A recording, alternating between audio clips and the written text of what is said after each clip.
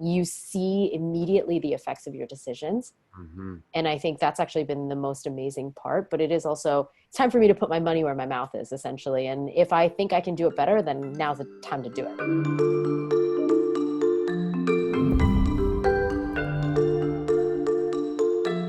In the first part of my conversation with Cece Lee of Trendalytics, she talked about her efforts to use artificial intelligence to analyze trends in fashion.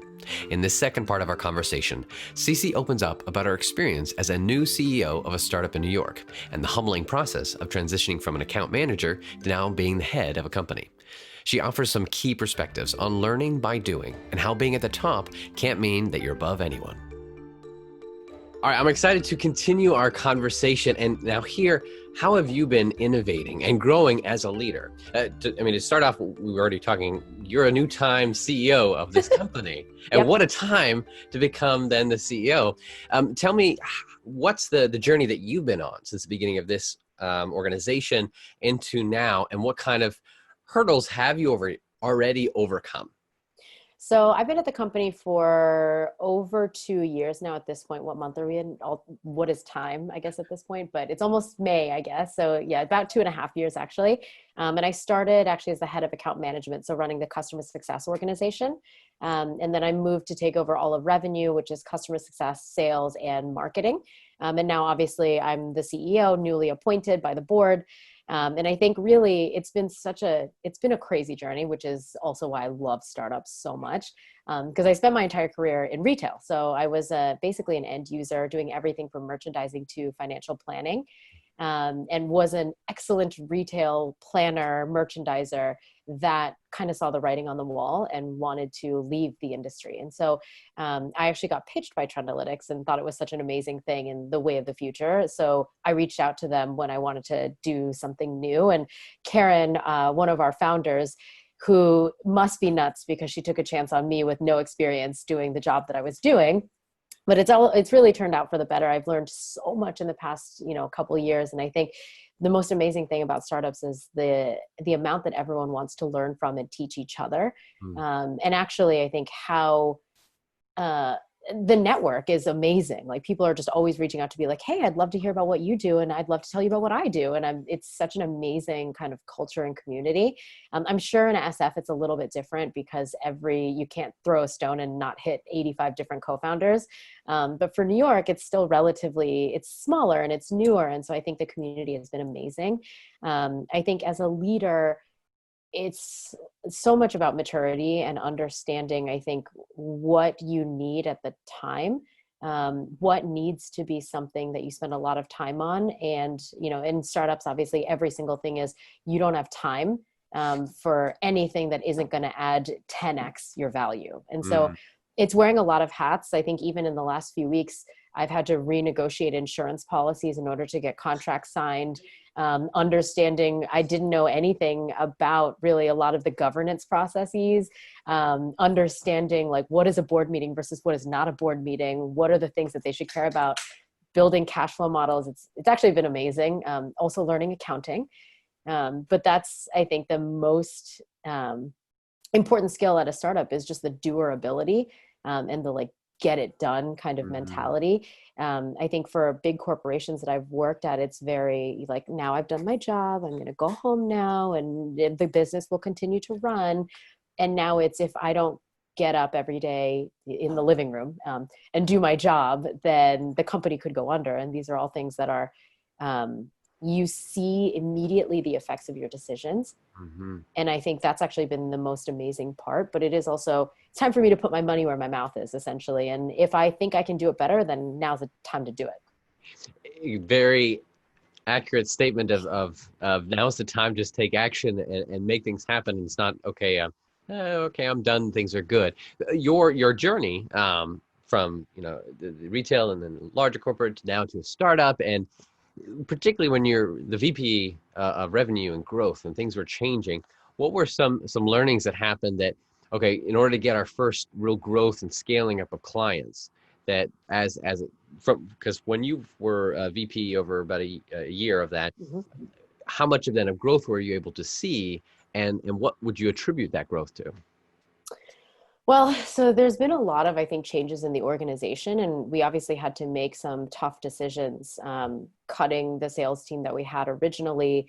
And I just had to kind of step in as an IC. And so it's been a really amazing crash course into SaaS selling.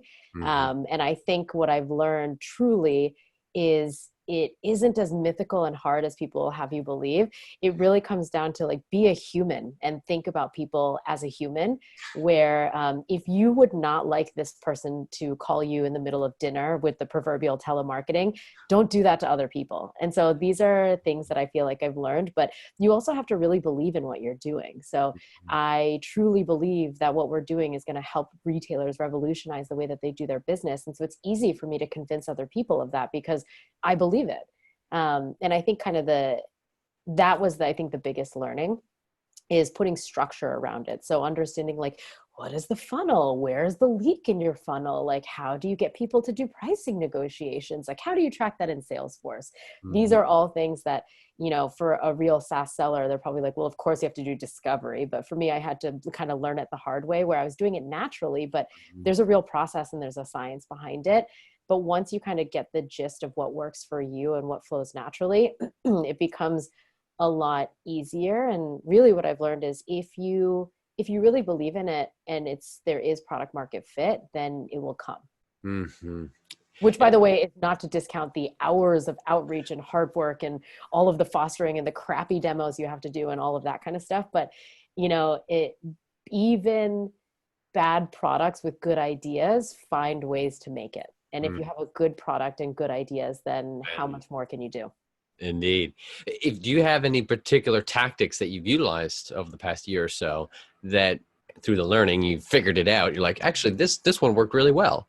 Any ones that you can think of that pop in your mind of that you would recommend if someone else was to be doing this journey of trying to figure it out, either a startup or co-founder or someone who's put into this position? They're like, how the heck what could I do? Like an actual tactic I could apply for it to help growth. Oh man, I think it honestly is nothing is beneath you and no meeting is a bad meeting. I think that's kind of the two things that I've really taken away where even if it's a terrible meeting and they're not the right fit for you, you still got practice giving your demo and navigating really crappy conversations. But I think I will say, have a focus because I do think, the company itself has suffered from a lack of focus at times. And even in the time that I've been here has, had that issue.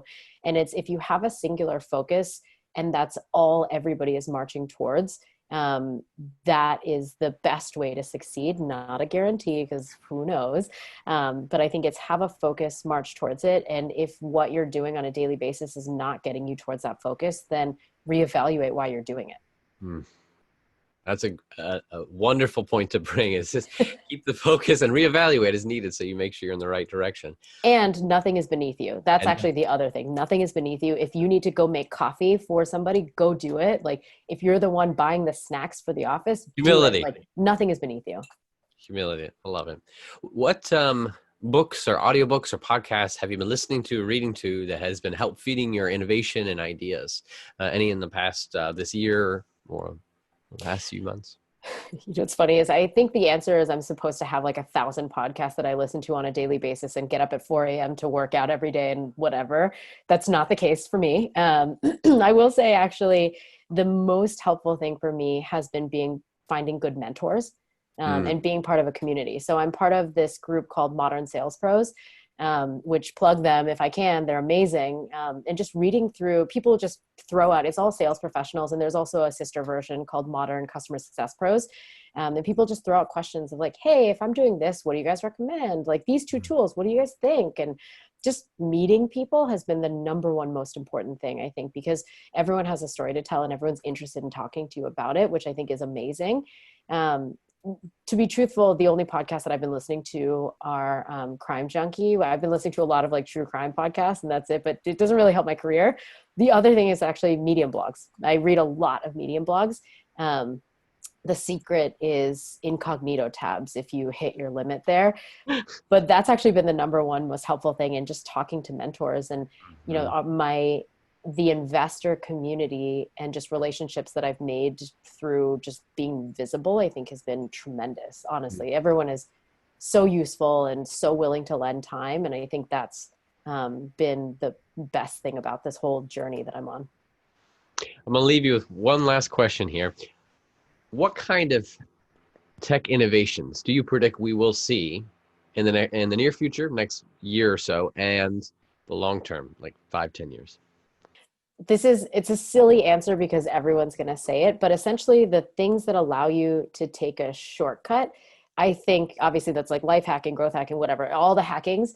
But I think the biggest barrier to entry is that people feel weird doing things totally virtually or on the phone or through an app. But clearly, because everyone's been forced to do it for the last at least month, that barrier to entry is a lot lower. Like my dad, for example, teaches at Notre Dame, and he's been doing all of his classes virtually. And even he's figured out how to do a virtual background. So he has like the Golden Dome in his background, and he's like teaching his class in front of a picture of the Golden Dome. And he's the type of person who never would have been like, yes, a Zoom lecture will totally be fine. And he's been forced to adapt to that as well. And I think, the people who mentally were resistant to some of these kind of shortcuts will no longer have it, right? Because everyone's gotten forced to get used to it. Even, Zoom catch-ups with your friends, no matter what age you are, is something that people are all doing now. So I think you're going to see a proliferation of things that allow people to do more things from home, because I bet you a lot more people realize that they kind of like being at home. Obviously you're going to run out on Memorial Day once we are able to, and like hug every person that you see. But at the same time, there'll be a lot less barriers to staying home if you want to. Mm-hmm. And that will change our whole outlook of the way we live our lives. Yeah, maybe. I mean, it's funny because I'm an extroverted introvert where I'd much rather stay at home and cross stitch on a Saturday night anyway. So it's been a great excuse for me to I still get to see people on Zoom, and I get to lay on the couch and cross stitch with my dog. So these are all positives, I think, for me. Have you seen a company using AI, machine learning, or other technology to transform the way we live, work, and do business? Go to uptechreport.com and let us know.